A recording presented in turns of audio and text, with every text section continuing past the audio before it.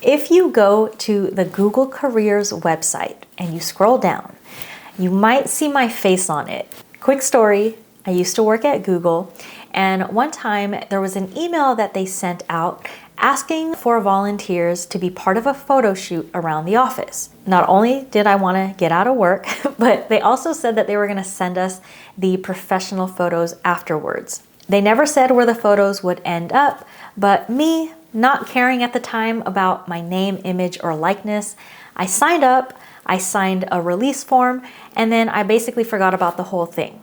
Unfortunately, they never sent over the final photos like they said they would, and it wasn't till fast forward a few years later, I sometimes see my face randomly pop up on public-facing Google websites and even on a few of their previous diversity reports. So I don't get paid for any of this, and truthfully, I don't mind. I actually think it's kind of funny, but the point is, at that time, I did not read the fine print. And that brings me to the first wealthy habit I'm going to cover in this video that I believe anyone can learn no matter what your income level is. You have to learn how to read the fine print.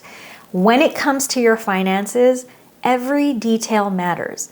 Whether it's a lease or a rental contract, a credit card agreement, or a job offer, slowing down a little bit to understand what you're really signing before you sign it can save you time, save you money, and future regret. So in this video, I'm going to come back to this point about reading the fine print, but I'm also going to talk through 4 additional wealthy habits, basically skills that I think you should learn if you want to be wealthy. I'm not talking about how to ride a private jet or how to throw a good yacht party. I'm simply offering you life skills that I think will help you build wealth and help you protect it as well. Hello and welcome everyone. I am Lissa. I'm a certified financial planner and I'm an accredited financial counselor, and I create content to make financial education more accessible, especially for people who feel like they were never really taught this information. So wealthy habit number 1, I'm going to come back to it. I mentioned it earlier.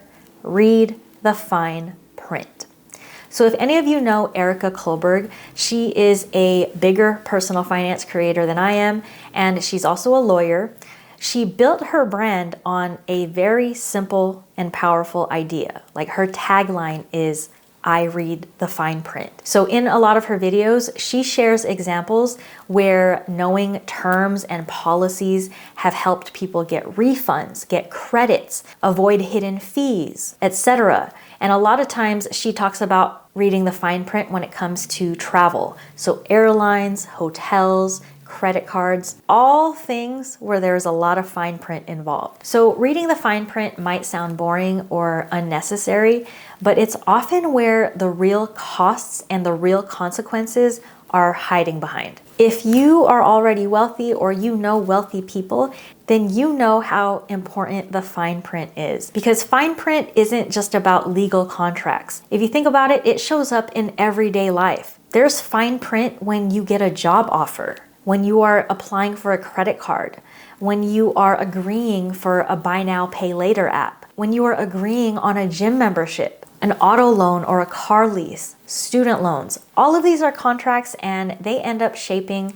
how your money flows in and out of your life, whether or not you realize it. So one quick story is, I had a client before tell me about a 0% APR credit card that they opened up because they were told there was no interest. And they were right, there was no interest, but only for a specific amount of time. My client didn't realize that the card had a retroactive interest clause, which meant that if they didn't pay their full balance by the end of this promotional period, they would be charged interest, or APR, on the entire amount. And that's why it caught her by surprise when she had to pay a few $100s at the end of that promotional period. It was one sentence that she overlooked. So if you read the fine print, you are going to protect yourself in the present as well as in the future. And even if you're not a lawyer and you're not used to reading contracts, you can still build the habit of slowing down and looking for key terms, Or nowadays, have something like ChatGPT read it and summarize it for you. Now, don't rely on ChatGPT or any other technology as a substitute for legal advice, but just know that there are tools that can help you get the gist of a contract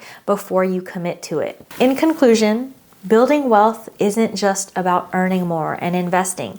It's also about these various wealthy habits that you don't even have to have money to employ in your life, right?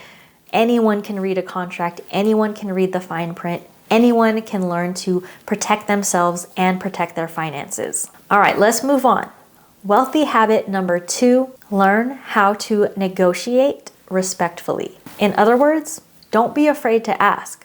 Closed mouths don't get fed. So if you ask, you might just get what you're asking for. Whereas if you don't ask, you're 100% not going to get it. Negotiation is one of the most underrated skills when it comes to building wealth and protecting wealth. And I'm going to be real with you. I'm not great at it, or historically haven't been great at it, but I'm learning to be better at negotiating. There are a lot of people, especially people from marginalized communities, I think women and people of color, that have been conditioned to feel like we can't ask for more. Like if we ask for more, we're being ungrateful, we're being greedy, we're rocking the boat. So firsthand, I know where it comes from. If you're like me and you struggle with negotiating and asking for things, it's because a lot of times we're taught to keep our heads down. We're taught to just be grateful. Don't cause a fuss. Personally, because I spent so much time at my last job, like I was there for over a decade, I never really negotiated a job offer, because anytime I had ever gotten a job, this was in my mid-20s or earlier and younger,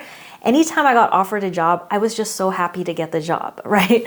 I thought if I asked for more, that could somehow lead to this company taking back the job offer. That's how fearful I was about asking back in the day. I just thought like, I don't want to ask, otherwise they're going to take back everything that they've already offered. So in hindsight, I do wish I had negotiated more, because in most cases, the worst someone can say is no. And especially when it's like a company you're dealing with and it's not like there's a personal relationship, in most cases, it's not going to hurt you. The fact of the matter is most wealthy people negotiate by default. And they're not aggressive about it. They're not ungrateful. They just know how to negotiate respectfully. And it's not just your salary or job offers that you can negotiate.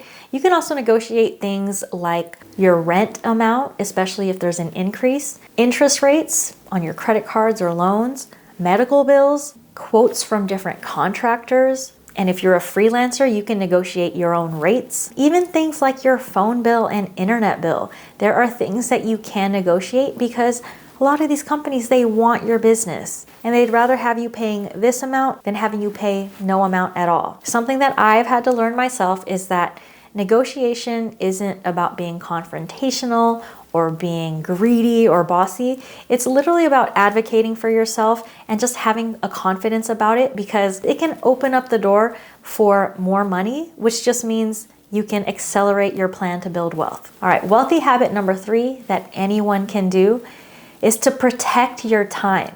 Protect your time just like you protect your money. So time is one of the most valuable resources that we all have. Once time is gone, we don't get it back, right? Money can go away and you can always get money back and get even more later. So wealthy people understand this, right? They don't just budget their money, but they are also very deliberate about how they budget their time. I've had to learn how to set my own boundaries, saying no to things that drain my energy, and more importantly, delegating or outsourcing tasks when it makes sense to. As the daughter of 2 very hardworking immigrants, I know how difficult it is to think about, for example, hiring a housekeeper, right? I just hear my mom's voice in my head, like, why would you pay someone to do that when you can do it yourself? I've taught you how to do it. You know how to do it. It's free to do it yourself. But what I've had to learn for myself is it really free? It might not cost additional dollars, but does it cost my energy and my time, which is limited? Does it cost me having a backache because I gotta scrub the floors for hours on end? Wealthy people know that if they can just use their time and their energy on increasing their income or increasing their impact, then it makes a lot more sense than trying to do it all and not outsource things. So protecting your time doesn't always have to mean hiring and outsourcing. It can look different for everyone, but it could be as simple as blocking off hours on your calendar to focus on your goals, your projects, your tasks without being interrupted. Protecting your time can mean saying no to unpaid labor or to extra work assignments at your job that aren't going to help you get paid more or that don't get you any brownie points whatsoever. Protecting your time can mean automating routines, using technology and automating things so that you're spending less time doing repetitive tasks and you can just focus on the most important things. I really, really believe in this one. It is truly a wealthy habit to reclaim your time 1 minute at a time. Every minute that you can use on yourself to rest, recharge, or to develop, learn and grow. I truly believe that every minute you can reclaim is another minute that's going to help you get closer to building wealth, right? Use your time to rest and recharge. Use your time to learn and grow.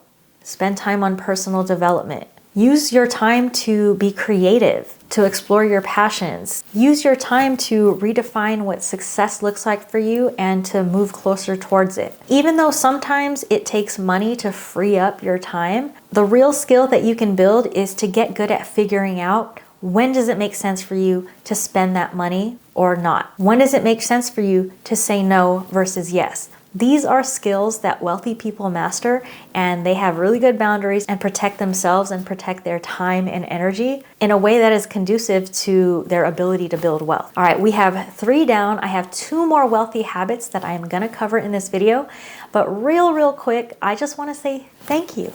Thank you to all of you who have been continuing to support my channel. I have been posting 1 video a week, but I did disappear from socials for the last few months in the lead up to my wedding. So I'm just very appreciative that you guys are still here, still supporting me, and I'm gonna keep cranking out content that I hope can help you and your finances. So if you haven't yet, hit that like button and hit the subscribe button, and maybe even share this video with a friend. Wealthy habit number 4, learn how to ask better questions. So the quality, not the quantity of your questions can help shape the quality of your actual financial life. In relation to finances, right? People who build wealth are typically asking more strategic questions, deeper questions, not just surface level questions like, can I afford this thing? But does buying that move me towards the life I want? Will buying that be a good investment in the long term? What are the other benefits to making that purchase? Right? Wealthy people aren't just going to have surface level questions and surface level answers. I think it's a good skill for you to learn how to zoom out and look at the big picture. And anytime you're faced with a financial decision, big or small, you're going to be able to see how does that fit into your overall long-term goals. Better questions lead to better answers, and better answers help you make smarter financial decisions. So here's an example, right? Let's say you are searching for a new apartment. And instead of just comparing the price of rent, the monthly rent, you might ask the landlord questions like, is there any flexibility on rent or move-in date? How often does rent typically increase? What is included in the lease and what's extra? And as simple as these questions are, what they're really doing is they're not just focusing on the current, right? We're not just focusing on what is the monthly rent going to be if I move into this apartment tomorrow. You're actually starting to think about the future impact of getting this apartment, right? Asking the right questions can help protect future you, which also protects any progress you have towards building wealth. Okay, last wealthy habit on the list, and that is to keep receipts. Now, I mean this both literally and figuratively. I'm not just talking about the literal receipts when you go to the store and you keep it in case you want to return something later. I'm talking about documenting things, because when you document things and you're very organized, that is going to help protect you in the long run. So beyond just budgeting, wealthy people are actually tracking a lot of things. They're tracking spending patterns. They're tracking how well their investments are doing. They're tracking their credit card points and rewards. They're tracking important emails and not letting things fall through the cracks. They are keeping track of the different terms and agreements that they sign. Right? Going back to number 1 on the list about reading the fine print. In order to read the fine print, you got to know where to find the fine print. So funny thing is my friends used to tease me because I used to have a spreadsheet. Well, I wouldn't say I used to. I still do have a spreadsheet for everything. Like I have a spreadsheet for all the concerts that I've been to. Shout out my podcast co-host Liz for actually starting that spreadsheet. I have a spreadsheet for every address I've ever lived at. I have a spreadsheet for my annual salary every year of my career. And I have spreadsheets of other things that I don't want to say on here because I'm a married woman now. But all I'm going to say is tracking things, documenting things, and keeping things organized on my spreadsheets, they've helped me so many more times than I can count, especially when it comes to finances, taxes, negotiations, or just wanting to know my overall progress over time. And now that I run my own businesses, I've taken it a step further. I actually have my assistants help me document things, like keeping track of all the positive comments that I get on all of my videos. I also have them take screenshots of negative comments so that I can make content out of it. I keep track of people that I meet at conferences or networking events because it's very easy to see someone you're connected to, like on LinkedIn, and not remember where you met them. And then, come a day when you need to make an ask to that person, you want to have notes and remember where you met them and if you made a connection with them. But I'm kind of going on a tangent. Bottom line is having documentation helps you out. It gives you options. It allows you to dispute errors. It helps you know how to follow up.